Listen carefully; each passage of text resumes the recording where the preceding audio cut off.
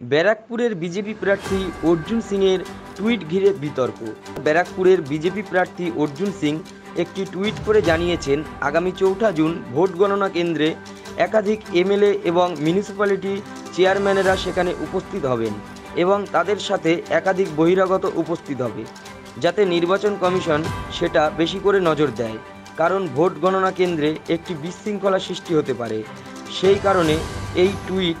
তাছাড়াও ভোট গণনা কেন্দ্রে যারা খাবার নিয়ে আসে তারাও বহিরাগত, যাতে গণনা কেন্দ্রের ভেতরে কোনো রকম গণনার এজেন্ট ছাড়া বহিরাগত প্রবেশ না করে। এবং অর্জুন সিংয়ের সূত্র মারফত খবর, প্রচুর পরিমাণে ভুয়ো ইলেকশন কাউন্টিং কার্ড বানানো হচ্ছে। তিনি বলেছেন, রাজ্য পুলিশের ওপর ভরসা নেই, প্যারামিলিটারিরা যাতে বেশি করে নজর দেয়। যদিও এই সমস্ত ব্যাপার উড়িয়ে দিয়েছেন তৃণমূল বিধায়ক থেকে চেয়ারম্যানেরা। অ্যাকচুয়ালি দেশের যে আইন আছে, কোনো পুলিশ প্রোটেক্টিভ লোক, এমএলএ এমপি হোক বা চেয়ারম্যান হোক বা কাউন্সিলর হোক, যদি সরকারি প্রোটেক্ট করা হয়েছে, তারা গণনা কেন্দ্রে যেতে পারে না। এদিকে বারবার বলা সত্ত্বেও ইলেকশন কমিশন রেস্ট্রিকশন করেনি। Election day of election Kasba বাড়ি এমএলএ বারেকপুর ঘুরে বেড়াচ্ছে, এরকম বহু জায়গা রেস্ট্রিকশন করেনি। কিন্তু যে কাউন্টিং হলে আইনত তারা থাকতে পারে না। এটা আমার কাছে খবর আছে কি এরা ওই কার্ড বানাবার চেষ্টা করছে যাতে ভিতরে থাকুক। 2021 সালে যেভাবে কাউন্টিং হলে আমাদের 48টা সিট বিজেপিকে হারিয়ে দেওয়া হয়েছিল, এসডিও আর আইপেক আর ডিএমের কারসাজিতে। কোথাও আপনারা নিশ্চয়ই দেখেছেন পঞ্চায়েত ভোটে বিডিও বিএলআরও এজেন্টকে বের করে বিডিওরা ফলস সার্টিফিকেট ইস্যু করেছে। এই জন্যে আমি বলছি।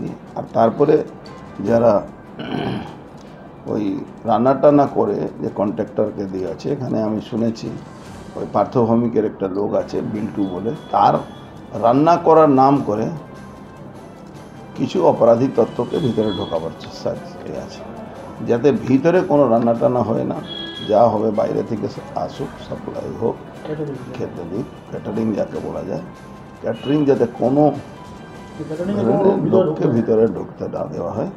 প্যারামিলিটারিকে দিয়ে সমস্ত ভিতর মানে গেট থেকে, মেন গেট থেকে ভিতর অবধি পুরো কন্ট্রোল প্যারামিলিটারিকে দেওয়া উচিত। কেন এরা এখানকার তো পুলিশই তৃণমূলের এজেন্ট আছে,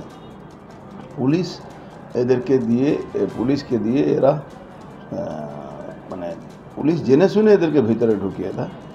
এটার উপরে একদম স্ট্রিক্টলি দেখা উচিত।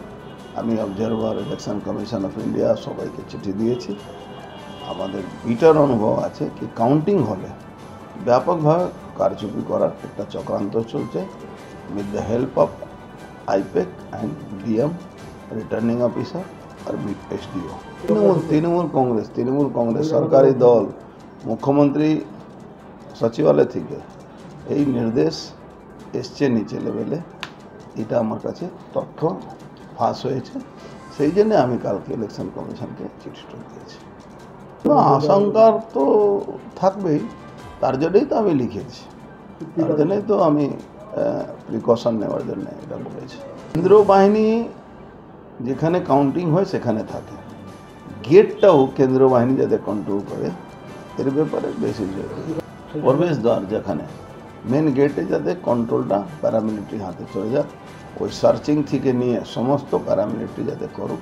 যারা ভিতরে ঢুকে তাদের সার্চিং করা দরকার, তো সার্চ করে যারা ঢুকে তাদের কাছে যাতে প্যারামিলিটারি হাতে সার্চিং কাজটা থাকে। আরে নিজের কথাগুলো কি ভুলে যায়?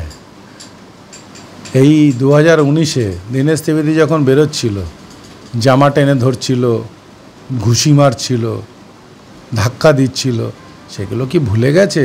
দাঁড়িয়ে থেকে সবাইকে দিয়ে স্লোগান লাগাচ্ছিল, সেগুলো কি ভুলে গেছে? তাই ভয় পাচ্ছে। কাউন্টিং এজেন্ট কেউ যাবে না, কেন তারা জেনে গেছে ও হেরে বসে আছে, তাই কেউ যাবে না। কিছু গদ্দার আমাদের আছে, সেই গদ্দারগুলো যাবে। যারা তৃণমূলের খেয়ে পড়ে বড় হয়েছে, তৃণমূলের নামে তারা চলে, সেরকম কিছু গদ্দার আমাদের এই অঞ্চলে আছে, তারাই যাবে, তাছাড়া কেউ যাবে না। একদম চিহ্নিত হয়েছে, তাদের আমরা ছেড়ে রাখবো ওইখান পর্যন্ত না, দেখা যাক না কাউন্টিং পর্যন্ত কারা পৌঁছায়, তাহলে তো সরাসরি বলতে পারবো।